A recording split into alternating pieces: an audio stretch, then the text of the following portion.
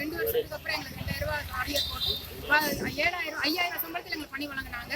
அடுத்து வந்து 2 வருஷம் கழிச்சு 2000 ரூபாய் போட்டு 7000 ரூபாய் சம்பளத்தில் நாங்கள் எல்லாம் பகுதி நேரமாக ஆசிரியராக வேலை பார்த்துருக்கோம். இதில் பார்த்தீங்கன்னா 8 டிபார்ட்மெண்ட் இருக்கு. உடற்கல்வி, ஓவியம், தையல் ஆசிரியர் இருக்காங்க.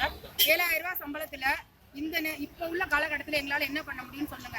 பார்த்தீங்கன்னா எல்லாருமே பக்கத்தில் பணி. ஆனால் முதல் போஸ்டிங் போடும்போது என்ன சொன்னாங்கன்னா 3 ஸ்கூல் 4 ஸ்கூல் அப்படி சொல்லி தான் எங்களுக்கு பணி போட்டாங்க. ஆனால் கொடுத்தது ஒரே ஒரு பணி தான். ஆனால் இந்த பணியில் 5000 சம்பளத்துக்கு நாங்கள் அடுத்த வேலைக்கும் போக முடியல. 5000 சம்பளத்தில் எல்லாருமே என்ன பண்ண முடியும்? இப்போ லேடிஸ் வந்து ஓரளவு ஏதோ ஹஸ்பண்ட் இருக்கு, சம்பளம் இருக்குது, மேனேஜ் பண்ணிக்கிறாங்க. ஜென்ஸ் பார்த்தீங்கன்னா அந்த சம்பளத்தை வச்சு அவங்க குடும்பத்தை ஓட்ட முடியல. கல்யாணமே ஆகலன்னு வச்சுக்கல, பசங்கள்லாம் இருக்காங்க நிறைய பேர். 7000 சம்பளத்துக்கு எந்த பொண்ணு கொடுப்பாங்க? எங்கதுலேயே பார்த்தீங்கன்னா 7000 சம்பளத்துக்கு பொண்ணு வேணாம்னு சொல்லும்போது அவங்களோட லைஃபே போயிருது.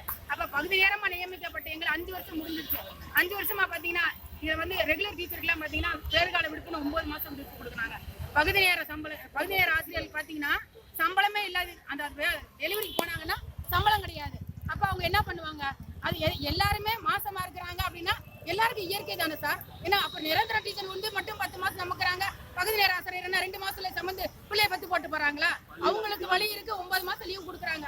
அதே பகுதி நேர ஆசிரியர்கள் டெலிவரிக்கு கொடுக்க கூடாது. ஐயோ, அதுல இருந்து 9 மாசம்ன்றது எங்களுக்கு குறைச்சு கூட கொடுக்கலாம்ல. அந்த சம்பளத்தோட உங்களுக்கு கொடுக்கலாம். அதுவும் கிடையாது, எதுவுமே இல்ல. மே மாசம் சுத்தமா சம்பளம் கிடையாது.